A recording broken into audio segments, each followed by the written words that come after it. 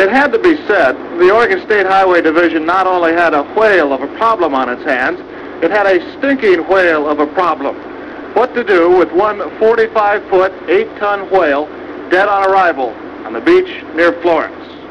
It had been so long since a whale had washed up in Lane County, nobody could remember how to get rid of one. In selecting its battle plan, the Highway Division decided the carcass couldn't be buried because it might soon be uncovered. It couldn't be cut up and then buried because nobody wanted to cut it up, and it couldn't be burned. So dynamite it was, some 20 cases or a half-ton of it. The hope was that the long-dead Pacific gray whale would be almost disintegrated by the blast, and that any small pieces still around after the explosion would be taken care of by seagulls and other scavengers. Indeed, the seagulls had been standing nearby all day. As everything was being made ready, we asked George Thornton, the highway engineer in charge of the project, for his final observation.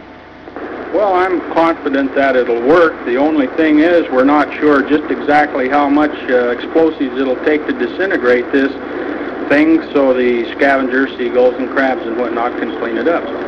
Is there any chance it might be more than a one-day job? If there's any large chunks left, and we may have to do some other cleanup, possibly set another charge.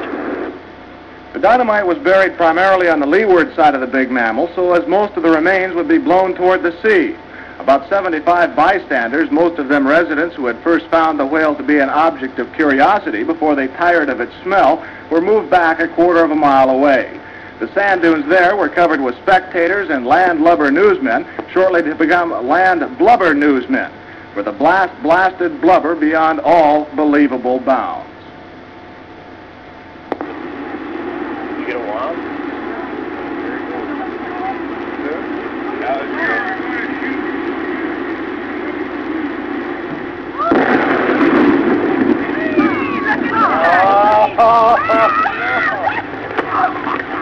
All right, Fred, you can take your hands out of your ears. Here comes pieces of my... Our cameras stopped rolling immediately after the blast. The humor of the entire situation suddenly gave way to a run for survival as huge chunks of whale blubber fell everywhere.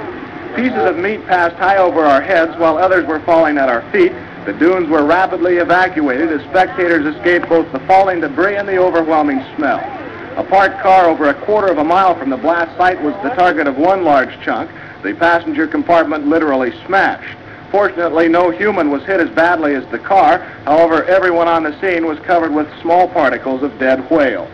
As for the success of the effort, well, the seagulls who were supposed to clean things up were nowhere in sight, either scared away by the explosion or kept away by the smell. That didn't really matter. The remaining chunks were of such a size that no respectable seagull would attempt to tackle anyway. As darkness began to set in, the highway crews were back on the beach burying the remains, including a large piece of the carcass which never left the blast site. It might be concluded that should a whale ever wash ashore in Lane County again, those in charge will not only remember what to do, they'll certainly remember what not to do.